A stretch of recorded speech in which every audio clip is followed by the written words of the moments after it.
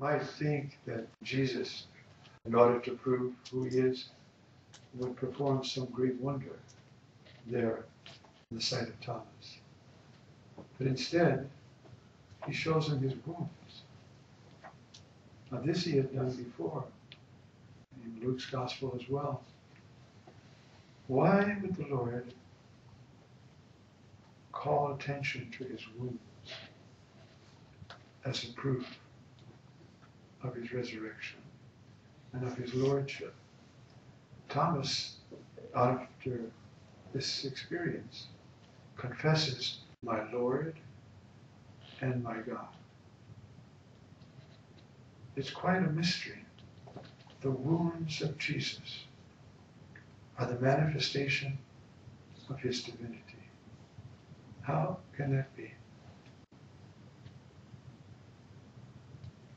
His humanity is the place of this manifestation. His wounds are a sign of his love, and also of the fragility which he embraced in order to save us.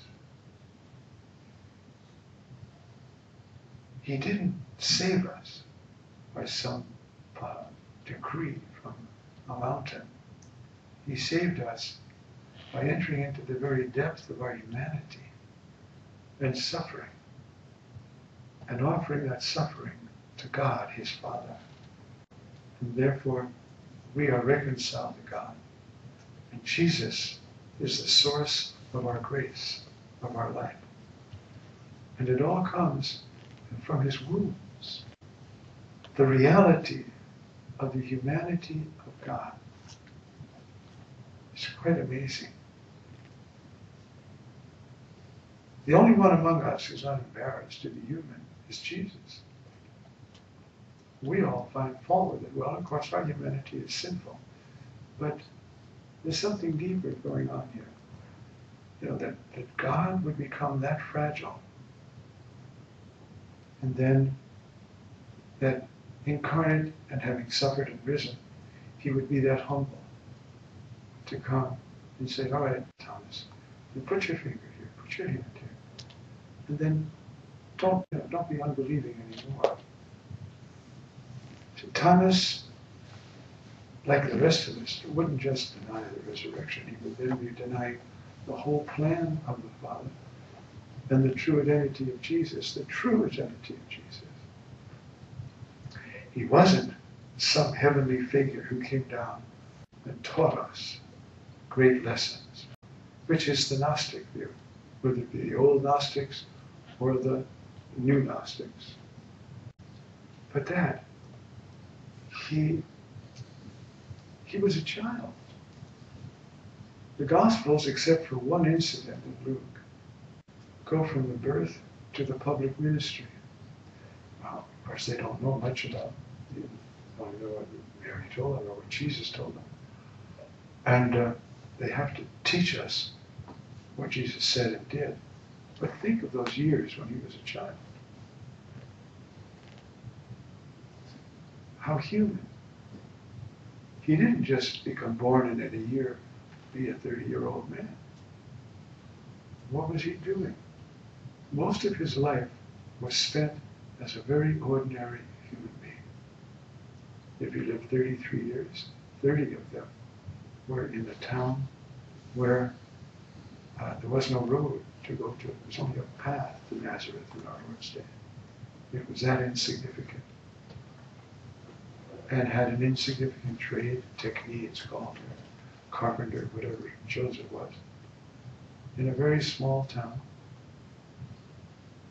interacting every day with the rest of the town folk. What humility. Why? So that in his humanity he could absorb all that goes to being human.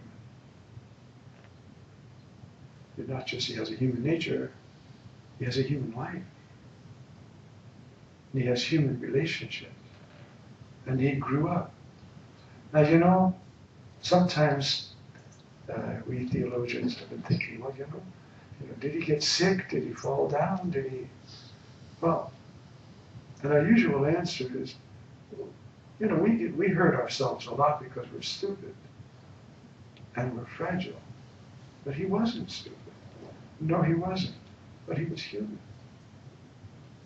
And when you think of the suffering, the interior suffering that began the moment he began to preach, opposition, mockery, especially from the leaders of his own people.